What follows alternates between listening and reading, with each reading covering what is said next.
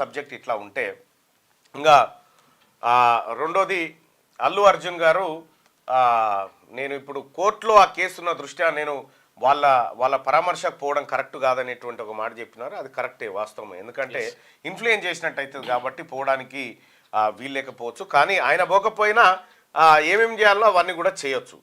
అయితే ఈ నిన్న మొన్న సోషల్ మీడియాలో ఒకటే ట్రోల్స్ జరుగుతూ ఉన్నాయి. అల్లు అర్జున్కి ఏమైందని పరామర్శకు పోతా ఉన్నారు.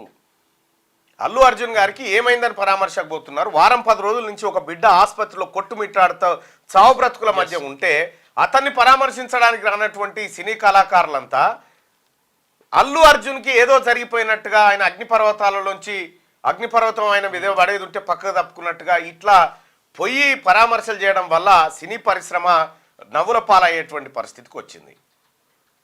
ఇవాళ ఆ హాస్పిటల్లో ఉన్నటువంటి బిడ్డ ఎవరైతే ఉన్నారో మరో 2 వారాలు గడిస్తే కానీ చెప్పలేమనే దారుణమైనటువంటి పరిస్థితికి ఉంది. అంటే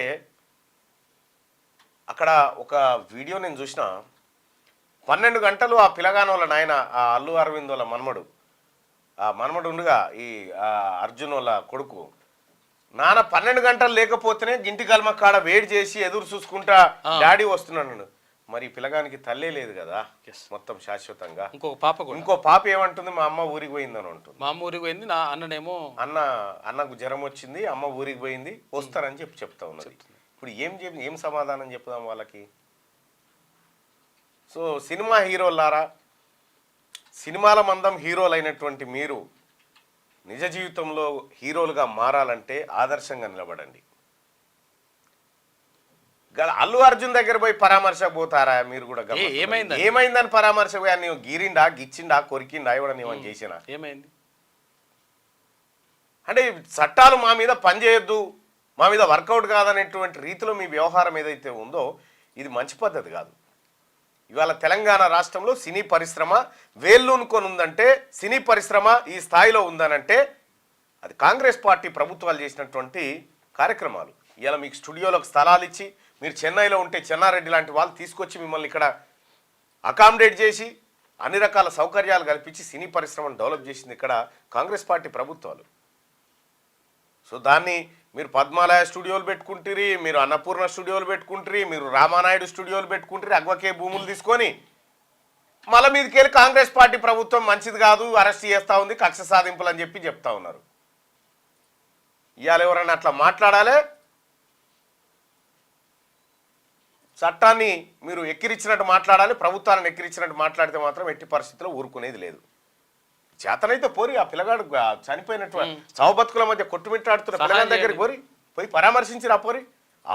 ఆ పసి హృదయం మీద ఎన్ని కాళ్ళు పడ్డాయో, ఆ పసి హృదయం మీద, కడుపు మీద ఎంతమంది దొక్కిరో పోయి పరామర్శించిరా. టికెట్ తీసుకొని సినిమాకి పోయిరు వాళ్ళు పుణ్యానికి రాలే, టికెట్ తీసుకొని పోయిరు వాళ్ళు. చిరంజీవి గారు మీరు కూడా చెప్పండి, వాళ్ళకి చెప్పండి, ఈ కొత్తగా వచ్చిన పిల్లలందరికీ చెప్పండి, అరే బాబు మనం ప్రజలతో ఇట్లా ఉండాలని చెప్పి ఓ మాటగా చెప్పండి. మీ మాట కూడా పెద్ద మనిషి మీరు. ఇది ఇట్లా జరుగుతుంటే మళ్ళా ఆ మోహన్ బాబు ఇంట్లో మళ్ళీ చక్కెర పంచాయతీ.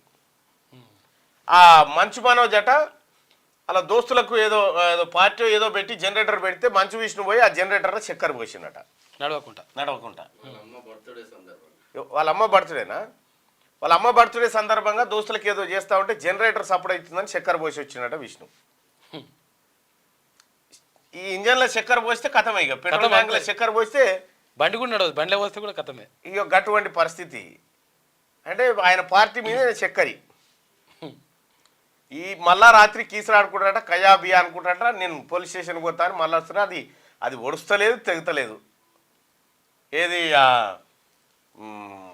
అంతరంగాల సీరియల్ లెక్క కాదు, వాళ్ళ నాయన పేరేంది? భక్తవత్సల నాయుడు. కాదు, ఈయన మోహన్ బాబు గారి పేరు భక్తవత్సల నాయుడు. అవునా? ఒరిజినల్ పేరు అదే, భక్తవత్సల నాయుడు ఆయన. ఇది అది అట్లా అవుతా ఉంటే ఆయనని ఏది లోగో తీసుకొని నెత్తి వల్ల కొట్టిండు కదా మన రంజిత్ అనేటువంటి బిడ్డని. నిన్న మళ్ళా ఆయన పోయిడు, మోహన్ బాబు పోయి క్షమాపణ చెప్పి సారీ అని చెప్పి ఏదో ఇక చేసి వచ్చిందట. అది సరే, ఏది చేసినా కూడా ఈ సినిమా ఊళ్ళ పంచాయతీతోని తలకాయ నొప్పి అవుతా ఉంది, లేందో గోస అవుతా ఉంది. ఈ రాష్ట్రంలో ప్రజలంతా ఎటుపోవాలి, ప్రజల సమస్యలు ఎటుపోవాలి? సినిమాలలో అదే లొల్లాయ, బయట అదే లొల్లాయ మీది. పుష్ప 1, 2 చూసిరు, 3 నిన్న మొన్న చూపెట్టిరు. అంతే, ఇక 4 వస్తుందేమో. ఇక 4వది వస్తుంది మళ్ళా. సినిమాలు అందులో కూడా విలన్లే. దొంగతనం చేసేటోడు హీరో ఎట్లయితాడా? ఎర్రచంద్రం దొంగతనం చేసేటోడు హీరో ఎట్లయితాడా?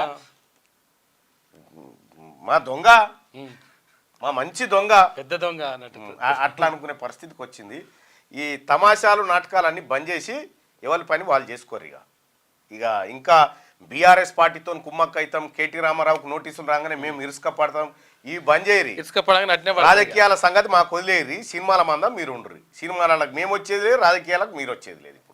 ఇప్పుడున్న పరిస్థితిలో క్యూ న్యూస్ ఛానల్లో పనిచేయటకు అనుభవం గల సీనియర్ వీడియో ఎడిటర్స్ కావాలను సంప్రదించవలసిన నెంబర్ 8688926084. qnewsads@gmail.com ను సంప్రదించండి. లైక్ చేయండి.